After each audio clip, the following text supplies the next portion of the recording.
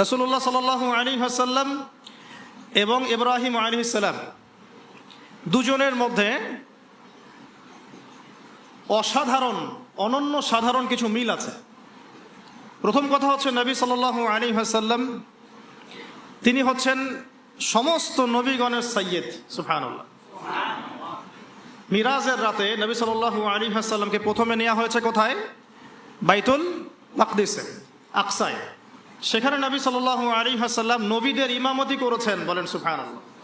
নবীগণের ইমামকে মুহাম্মদ রাসূলুল্লাহ সাল্লাল্লাহু আলাইহি ওয়াসাল্লাম। আবার আমাদের নবীকে যেমন নবীগণের ইমাম বলা হয়, ইব্রাহিম আলাইহিস সালামকে বলা হয় নবীগণের পিতা, নবীগণের আবুল আম্বিয়া ওয়াল মুরসালিন। যত নবীগণ আছেন সমস্ত নবীর পিতাকে ইব্রাহিম আলাইহিস সালাম। মুসলিম জাতির পিতাকে, আর আমাদের আদি পিতা হচ্ছে আদম আলাইহিস সালাম। ইব্রাহিম আলাইহিস সালামের দুই স্ত্রী, কয় স্ত্রী? একজনের নাম হাজেরা আলাইহিস সালাম, আরেকজনের নাম সারা আলাইহিস সালাম। সারা আলাইহিস সালামের গর্ভে জন্ম নিয়েছেন ইসহাক আলাইহিস সালাম, আর হাজেরা আলাইহিস সালামের গর্ভে জন্ম নিয়েছেন ইসমাঈল আলাইহিস সালাম।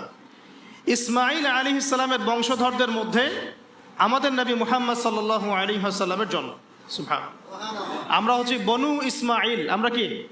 বনু ইসমাঈল। আর ইসহাক আলাইহিস সালাম থেকে পরবর্তীতে ইয়াকুব আলাইহিস সালামের জন্ম।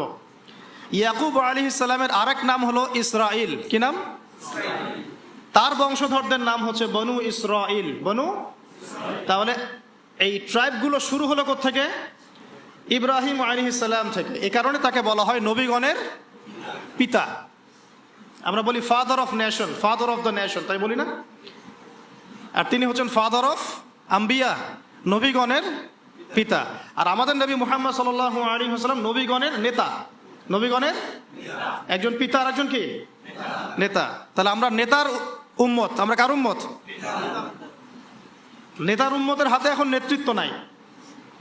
নেতার উম্মতের হাতে কি নাই? সারা বিশ্বের নেতৃত্ব কি নেতার উম্মতের হাতে আছে? নেতৃত্বের কথা বললেই এক শ্রেণীর মোনাফেক আছে, খারেজি মারা শুরু করে। এই মোনাফেকদেরকে নিয়ে বড় সমস্যা।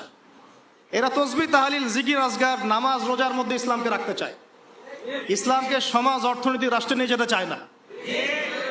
কেউ এদিকে নিয়ে যেতে না পারুক, যদি বলেও যে এটা ইসলামের অংশ, তাহলেই ওর অবস্থা খারাপ। নিয়ে যাওয়া তো অনেক দূরের কথা, এই রাস্তা তো অনেক কঠিন। খালি যদি বলে বা আকীদা লালন করে তাহলেই তাকে আহলে সুন্নাহ ওয়াল জামাত থেকে বের করে রেখে দেবে। এটা ফাইজলামি মানহাজ শুরু হয়েছে একটা। কি মানহাজ? ফাইজলামি মানহাজ। সুবহানাল্লাহ। যাই ওইদিকে যাচ্ছি না। এখন ইব্রাহিম আলাইহিস সালাম নবীগণের পিতা, আর আমাদের নবী মুহাম্মদ সাল্লাল্লাহু আলাইহি ওয়াসাল্লাম নবীগণের নেতা। মিল পাইছেন কি? আচ্ছা, সামনে যান। ইব্রাহিম আলাইহিস সালামকে সর্বপ্রথম বাধা পেতে হয়েছে তাওহীদের পথে পরিবার থেকে। কোত্থেকে? মনে আছে? বাবা বলল, বাবাকে তিনি দাওয়াত দিয়েছেন। আমি বিস্তারিত আলোচনা করেছি ঈদের আগের সেমিনারে, দেখে নিয়েন। সেখানে আমি পুরো রেফারেন্স ভিত্তিক আয়াতগুলো বলেছি, এখানে সময় পাবো না। সূরা মারিয়ামের মধ্যে আছে। সূরা কোন সূরা? সূরা মারিয়াম। বাসায় গিয়ে পড়ে দেখবেন। ইব্রাহিম আলাইহিস সালাম বলছেন যে, আব্বা আপনি কিসের ইবাদত করেন? শোনেও না, দেখেও না, উপকারও করতে পারে না, অপকারও করতে পারে না। তার বাবার নাম কি বলেন? আজার। কি নাম? ওই এলাকার রাষ্ট্রনেতার নাম ছিল নমরুদ। কি নাম ছিল? 400 বছর হায়াত পেয়েছিল। কত বছর? 400 বছর হায়াত পাওয়ার পরে বলছে যে আমি আল্লাহ। নাউজুবিল্লাহ।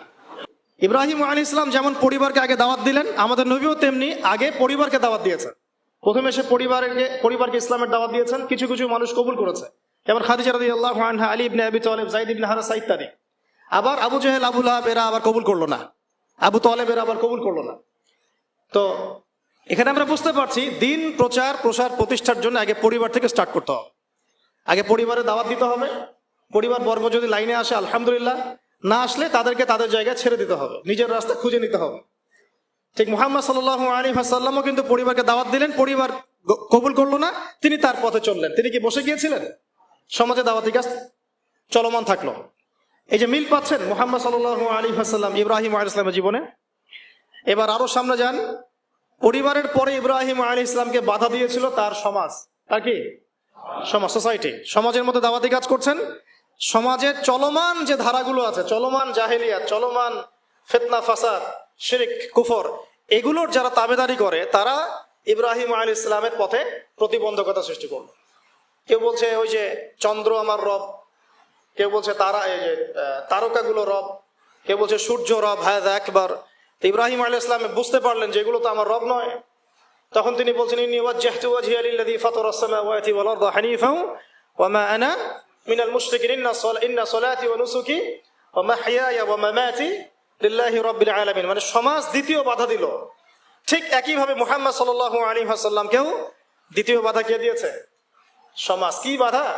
সমাজের মানুষ তাকে গালিগালাজ করা শুরু করেছিল।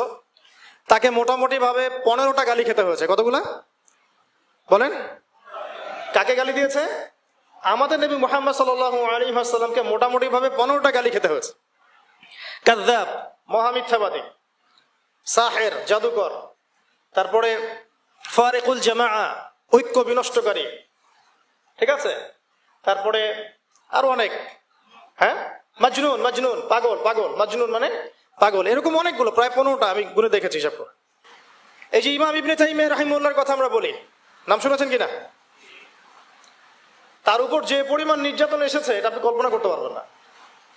আর আজকে আমি তারই আকীদা, তার আদর্শের কথা বলছি সমাজে, বাট আমার গায়ে একটা ফুলের টোকাও পড়ে না।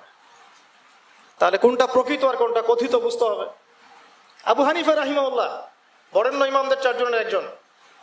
তার তো টাকা পয়সার অভাব ছিল না, খ্যাতির অভাব ছিল না, নিজের টাকা পয়সা খরচ করে বোর্ড গঠন করেছেন, ফতোয়া বিভাগ, অসামান্য খেদমত ইসলামের জন্য। তারপরেও শেষ বয়সে তাকে জেলখানায় বিষ প্রয়োগে হত্যা করা হয়েছে।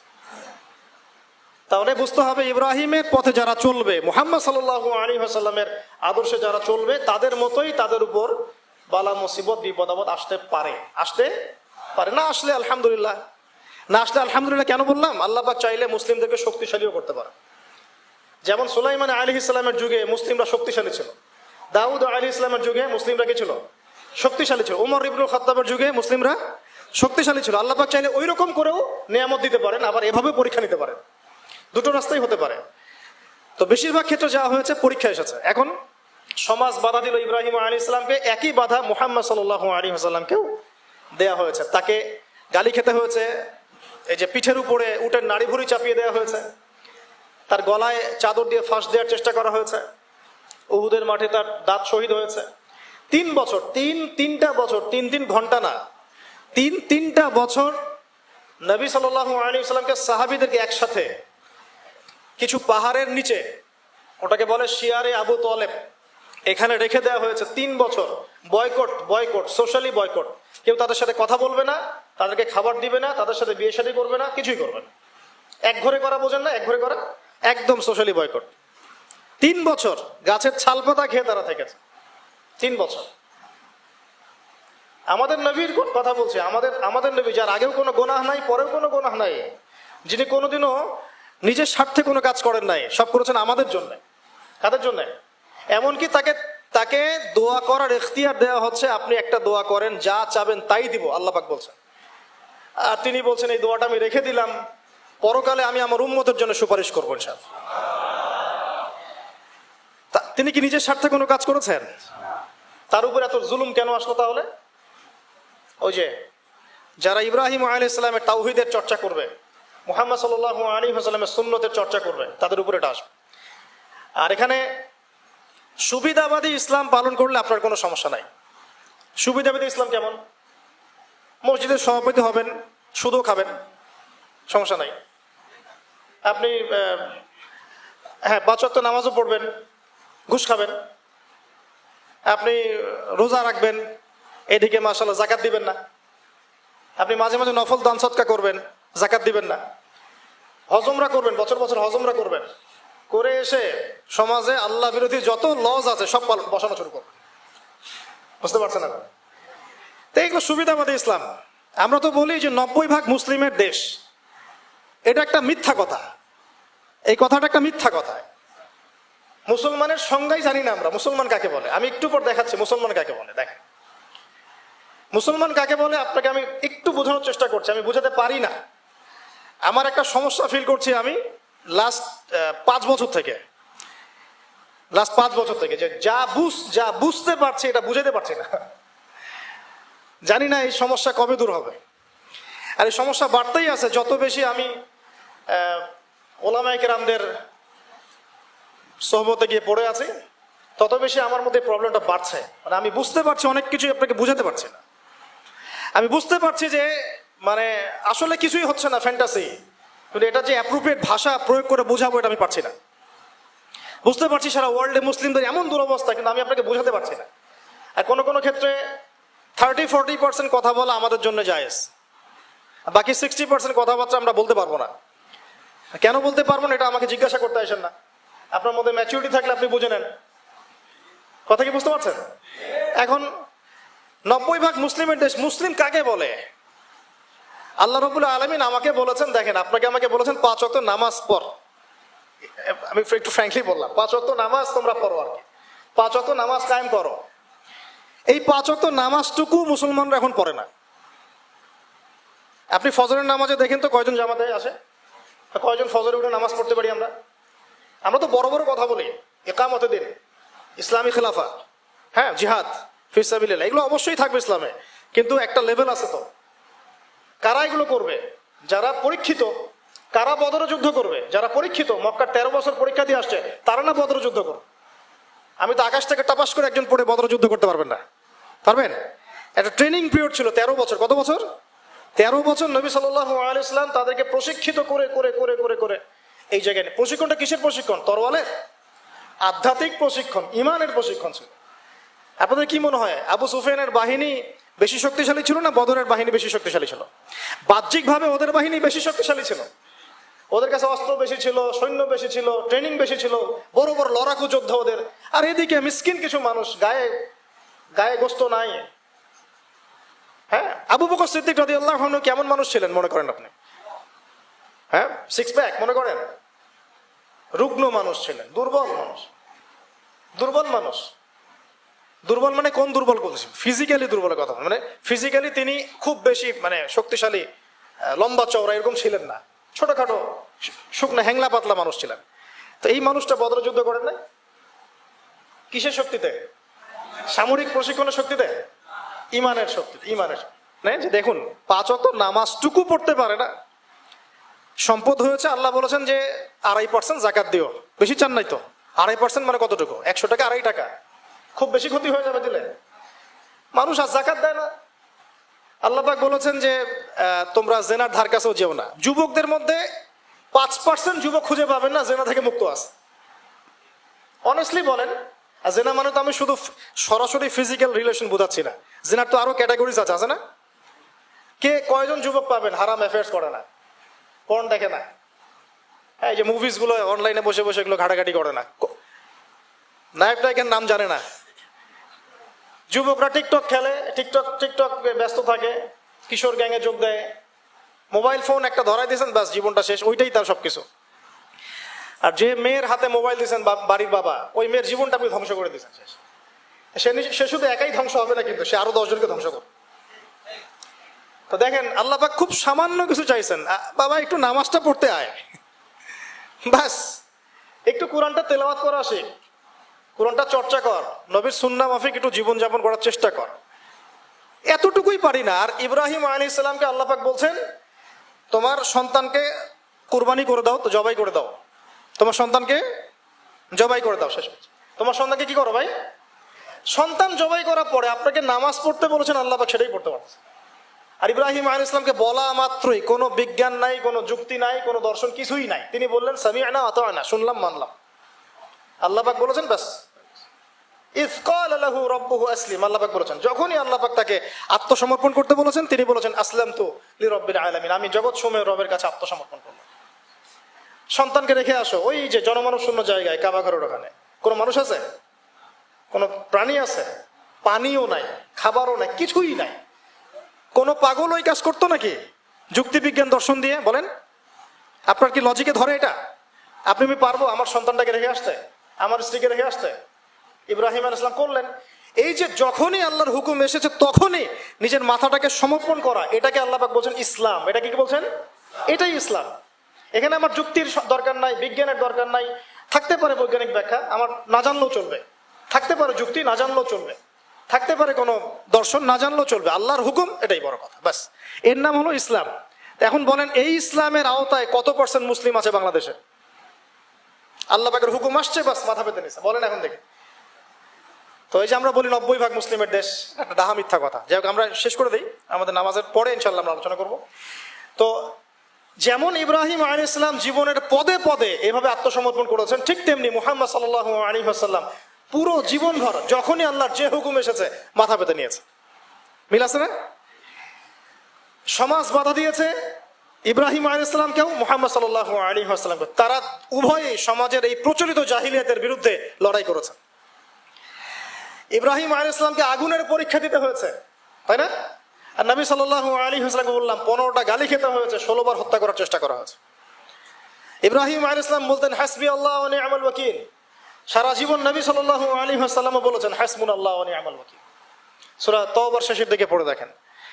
ইব্রাহিম আলাইহিস সালামকে শেষমেশ ওই এলাকা সমাজ ছেড়ে চলে যেতে হলো ওই যে ইয়াতে বাইতুল মাকদাসের ওখানে। ঠিক একইভাবে মুহাম্মদ সাল্লাল্লাহু আলাইহি ওয়াসাল্লামকে 13 বছর জুলুম সহ্য করার পরে চলে যেতে হলো মদিনায়। মিল আছে? ইব্রাহিম আলাইহিস সালামের সাথে কেউ নাই, তার স্ত্রী সারা আর এক স্ত্রী হাজেরা। মুহাম্মদ সাল্লাল্লাহু আলাইহি ওয়াসাল্লামের সাথেও খুব বেশি মানুষ নাই, গুটি কয়েক কিছু সাহাবী। ইব্রাহিম আলাইহিস সালামের লেগেসি বহন করেছেন তার সন্তানরা, আর এদিকে নবী সাল্লাল্লাহু আলাইহি ওয়াসাল্লামের লেগেসি বহন করেছেন আবু বকর, ওমর, ওসমান, আলীর মতো মানুষ রাদিয়াল্লাহু আনহু। ইব্রাহিম আলাইহিস সালামের আদর্শ সারা দুনিয়ায় ছড়িয়ে পড়েছে, পড়ে নাই? এবং ইহুদি, খ্রিস্টান, মুসলিম সবাই তাকে সম্মান করে। ঠিক মুহাম্মদ সাল্লাল্লাহু আলাইহি ওয়াসাল্লামের আদর্শ, তার দ্বীন দেখেন আজকে সারা বিশ্বের আনাচে কানাচে ছড়িয়ে গেছে। সবাই ইসলামকে স্বীকার তো করে, এটা আল্লাহর পক্ষ থেকে আসে। কেউ হয়তো আত্মসমর্পণ করে, কেউ করে না। সারা দুনিয়ায়, সাইবেরিয়ার সেই ঠান্ডায় গেলে আপনি মুসলিম পাবেন, চীনে গেলে মুসলিম পাবেন, রাশিয়ায় গেলে মুসলিম পাবেন। শুধু আরবে সীমাবদ্ধ নাই, সারা দুনিয়ায় ছড়িয়ে গেছে। ইব্রাহিম আলাইহিস সালামকে পরীক্ষার পর পরীক্ষা দিতে হয়েছে। একই পরীক্ষা নবী সাল্লাল্লাহু আলাইহি সাল্লামকে বদরে, উহুদে, খন্দকে, খায়বারে সব জায়গায় দিতে হয়েছে। ইব্রাহিম আলাইহিস সালাম মূর্তি ভেঙেছিলেন, মনে আছে? ঠিক একই কাজ নবী সাল্লাল্লাহু আলাইহি ওয়াসাল্লাম মক্কা বিজয়ের দিন করেছে। এই দুইজনের জীবনী খালি পড়ে দেখেন, আমি বলে শেষ করতে পারবো না, সময় নাই আমাদের হাতে। প্রত্যেক পদে পদে মিল আছে, প্রত্যেক পদে পদে। এই কারণেই হয়তো বা আমরা দরুদ ইব্রাহিম যখন পড়ি, আমরা অন্য কোনো নবীর নাম নিচ্ছি না, আমাদের নবীর সাথে ইব্রাহিম আলাইহিস সালামের নাম নিচ্ছি। সুবহানাল্লাহ। হয়তো বা এই কারণেই আমাদের নবী সাল্লাল্লাহু আলাইহি ওয়াসাল্লাম যখন মেরাজে গিয়েছেন না, তিনি বলেছেন আমি মেরাজে গিয়ে দেখলাম 7ম আসমানের একজন ব্যক্তি বাইতুল মামুরের সাথে হেলান দিয়ে বসে আছে। আমি বললাম উনি কে? জিবরাইল আলাইহিস সালাম বলে উনি হচ্ছেন আপনাদের এই যে ফাদার অফ দ্য নেশন, মানে মুসলিম জাতির পিতা। তিনি হচ্ছেন ইব্রাহিম আলাইহিস সালাম। ওখানে একটা কাবা ঘরের মতো ঘর আছে বাইতুল মামুর, ওখানে তাওয়াফ করে ফেরেশতারা। ঠিক আছে? নবী সাল্লাল্লাহু আলাইহি ওয়াসাল্লাম বলেন আমি সেদিন দেখেছি আমার চেহারা আর আমার বাবার চেহারা, মানে ইব্রাহিম আলাইহিস সালামের চেহারা একদম হুবহু মিল আছে। তো এই যে আমরা ঈদুল আজহা পালন করলাম প্রিয় ভাইরা, কুরবানি করলাম, এখানে তো পশুকে কুরবানি করছে। এখানে মানুষ মুসলিম পশুকে কুরবানি করছে না, এখানে একটা পশু আর একটা পশুকে কুরবানি করছে। যে কুরবানি করছে ও সুদখোর, যে কুরবানি করছে ও দুর্নীতিবাজ, যে কুরবানি করছে ও তাগুত, যে কুরবানি করছে মুনাফিক, যে কুরবানি করছে বেনামাজি, যে কুরবানি করছে যাকাত দেয় না, যে কুরবানি করছে সে আল্লাহ পাকের বিধিবিধানে 5 পয়সা তোয়াক্কা করে না। গোশত খাওয়ার জন্য সমাজের মানুষ কি বলবে? তাহলে এক পশু আর এক পশুকে কুরবানি করছে না? বরং এখানে তো যে জবাই হচ্ছে, যে ইসমাইলের ভূমিকা পালন করছে, এই পশুর চেয়ে অনেক ভালো, অবশ্যই ভালো। আল্লাহ পাক কি বলেছেন? উলাইকা কাল আনআম বাল হুম আদাল, বরং এরা পশুর চেয়েও নিকৃষ্ট। কারা? যাদেরকে চোখ দিয়েছে দেখে না, কান দিয়েছে শোনে না, অন্তর দিয়েছে উপলব্ধি করে না। আল্লাহ পাক আমাদেরকে এই পাশবিক চরিত্র থেকে হেফাজত করুন বলি আমিন। পশুর চরিত্র কি? খাবে, ইস্তেনজা মানে টয়লেট করবে আর সহবাস করবে, এই তো পুরো বস্তুবাদী সভ্যতার এখন এই 3টাই উদ্দেশ্য। খাবে, কিভাবে খাবে, কিভাবে টয়লেট করবে। এই জন্য টয়লেট করতে গিয়ে টাইলস ফিটিং টয়লেটস, বাড়িগুলো মেসি টেসি, টয়লেটও বেশি। আর কিভাবে যৌন সম্পর্ক করবে, এই 3টা জিনিস ছাড়া মানুষের এখন খুব একটা বেশি কাজ নাই। এগুলো পশুর স্বভাব। আর আল্লাহ আমাদেরকে কেন সৃষ্টি করেছেন? যাতে আমরা পুরো জীবনটা আল্লাহর ইবাদতে ঢেলে দেই, পুরো জীবনে আল্লাহর যে হুকুম সামনে আসবে আত্মসমর্পণ করি। আমরা ইসলামের সংজ্ঞা মনে হয় বুঝতে পেরেছি। যখন যে হুকুম আসবে তখন সেটা মাথা পেতে নাও। এই যে এখন জুমার নামাজের হুকুম, ব্যাস কোনো প্রশ্ন নেই, নামাজ পড়তে হবে, প্রশ্ন করার দরকার নাই। একটু পরে আসরের ওয়াক্ত হবে, আজান দিবে, আমাকে এখানে আসতে হবে। কেন আসতে হবে আমার জানার দরকার নাই, আল্লাহ বলেছেন তাই। ব্যাস এভাবে অ্যান্সার দিবেন। কেন ওই যে সেকুলার মহল থেকে, নাস্তিক মহল থেকে কেন কেন কেন এইসব প্রশ্ন, এটা কেন ওটা কেন, কুরবানি কেন, এই কেন, তোমরা তোমাদের কেন নিয়ে থাকো। আমার উত্তর কেন, কারণ আল্লাহ এটা করতে বলেছেন তাই। তুমি আল্লাহর সাথে চ্যালেঞ্জ করো পরকালে, আমার তো তোমার হিসাব তুমি দিবে, আমার তো হিসাব দেওয়ার দরকার নেই তোমার। তো প্রিয় ভাইরা, যখন আল্লাহ পাকের যে হুকুম আসবে সেই হুকুমের সামনে মাথা নত করার নাম হচ্ছে ইসলাম। আর ইসলাম ইব্রাহিম আলাইহিস সালাম যেমন প্রতিষ্ঠা করে গিয়েছেন, আমাদের নবী সাল্লাল্লাহু আলাইহি ওয়াসাল্লামও প্রতিষ্ঠা করে গিয়েছেন। এখন আমরা তার উম্মত কি এই সিরাতুল মুস্তাকিম থেকে সরে যাব? তাহলে ভাই এখন থেকে ফ্যান্টাসি বাদ দিই। ফ্যান্টাসি বাদ দিয়ে আগে বুঝি ইসলাম কাকে বলে, ইসলামের পিলার কি কি, দিনই ইলম অর্জন করি। একদিনের খুতবায় কিচ্ছু হবে না, একদিন আদনান ভাই আসলে লেকচার শুনলেন, কিচ্ছু হবে না, হয়তো একটু ইন্সপিরেশন হবে, আবার শয়তান আপনাকে ঘিরে ধরবে। শয়তানের ঘিরে ধরাটা আমি নিজে থেকে ফিল করেছি তিন রকম। কয়েকবার ভাই, যখন একটা মানুষ পরিপূর্ণ শয়তানের দাসত্ব করে, গান বাজনা করে, বাদ্যযন্ত্র বাজায়, গাঁজা খায়, মদ খায়, হ্যাঁ, শয়তান ওকে কিছুই বলে না। বিশ্বাস করেন, শয়তানকে কিচ্ছু বলে না। ওকে শয়তান খুব একটা, ওকে নিয়ে শয়তানের পেরেশানি নাই খুব একটা। এবার এই ধরনের ব্যক্তিরা যখন তওবা করে ইসলামের দিকে আসতে শুরু করে, এসে নামাজি হয়, রোজা রাখে, দান সৎকা করে, দিনের ইলম অর্জনের চেষ্টা করে, শয়তানের সমস্ত শক্তি দিয়ে এর উপর আক্রমণ করা শুরু করে। আবার এই ব্যক্তি যদি মেহনত করতে করতে করতে করতে আরো বড় মাকামে পৌঁছে যায়, তখন এই ব্যক্তিকে দেখে শয়তান দূরে পালিয়ে যাবে। ঠিক এই ব্যক্তির মাকাম হচ্ছে উমর রাদিয়াল্লাহু আনহুর মাকাম। তাকে দেখে শয়তান পালাতো কেন? কারণ তিনি এই মুজাহাদা করতে করতে করতে করতে ইমানের এমন বুলন্দ স্তর অর্জন করেছেন যে ওকে দেখলে শয়তান পালিয়ে যাবে। তা আমাদের টার্গেট এখন ওইখানে যাওয়া, আল্লাহ পাক তৌফিক দান করুন। তাহলে এই যে প্রাথমিক ফ্যান্টাসি বাদ দিয়ে আপাতত আমাদের কাজ হচ্ছে 5 ওয়াক্ত নামাজ পড়া। কেন পড়বো প্রশ্ন করার দরকার আছে? উত্তর হচ্ছে আল্লাহ বলেছেন তাই, ব্যাস। 2 নম্বর কাজ হচ্ছে দ্বীনি ইলম অর্জন করা। দ্বীনি ইলম অর্জনের কোনো বিকল্প নাই। আর ইলম অর্জন এই 2 মাস 3 মাস 1 বছর এগুলো করলে হবে না ভাই। এই মাঝখান থেকে একটা বই টান দিচ্ছেন, ওই একটা বই টান দিচ্ছেন, অমুক রাইটারের একটা বই পড়লাম, অমুক তমুক একটা পড়লাম, এভাবে হবে না। 98% যুবক এভাবে পড়াশোনা করে, আমাদের জেনারেল শিক্ষিত 98% যুবক এভাবে পড়াশোনা করে, জেনারেল শিক্ষিত। এই পড়াশোনা দিয়ে আপনি হয়তো কিছুটা জ্ঞান পাবেন, ভাষা জ্ঞান পাবেন, কিন্তু গভীরতা ঢুকতে পারবেন। গভীরতা ঢুকতে গেলে অবশ্যই ক্লাসিক্যাল একটা সিলেবাস ফলো করতে হবে।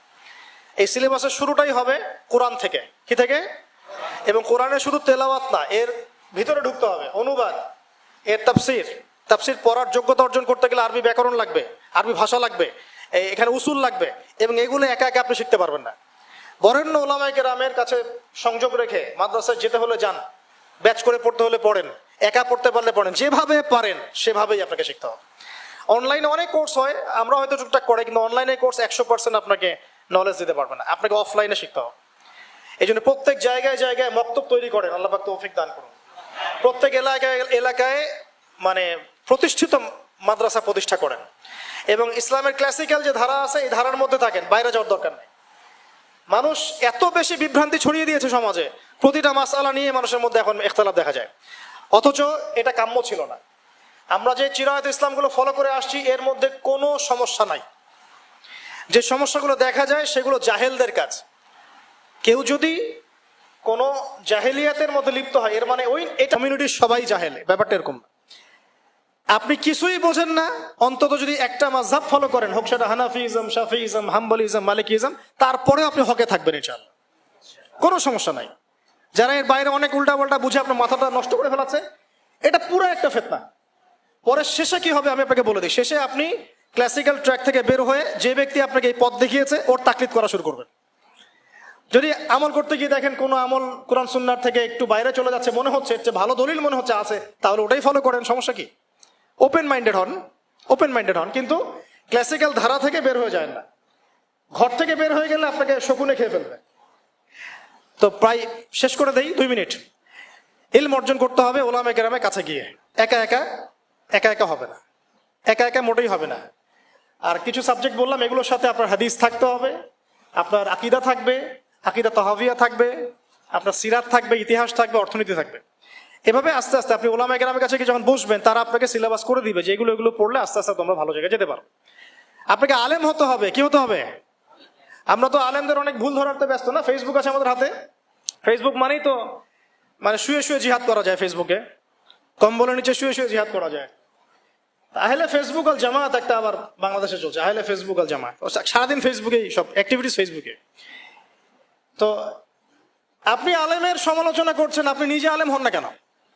পড়েন দেখি। আপনি পড়াশোনা করেন 10 বছর, কষ্ট সহ্য করেন, বাড়ির থেকে বের হয়ে সেখানে থাকেন, বাড়ি থেকে বের হয়ে মাদ্রাসায় যান দেখি, থাকেন 10 বছর থাকেন, পড়াশোনা করেন, তাতে খাওয়ার কষ্ট ফেস করেন, থাকার কষ্ট ফেস করেন। আমরা ছোটবেলায় একটা কথা বলতাম, মুখ মার্ডার। কি বলতাম? আমরা ছোটবেলায় যখন বন্ধুরা মিলে গল্প করতাম, বলতাম যে ও হচ্ছে মুখ মার্ডার। মুখ মার্ডার মানে হচ্ছে মুখ দিয়ে পাহাড় ঠেলে, মুখ না থাকলে চিকা টান দিয়ে নিয়ে চলে যেত একদম। বুঝছেন? এত বড় বড় কথা কেন? কাজ করে দেখান না দেখে। আপনি আলেম হন, আপনি দায়ী হন, আপনি মোবাল্লেগ হন, আপনি একজন মুফাসসির হন, আপনি দিনের জন্য রাহাবার হন না কেন?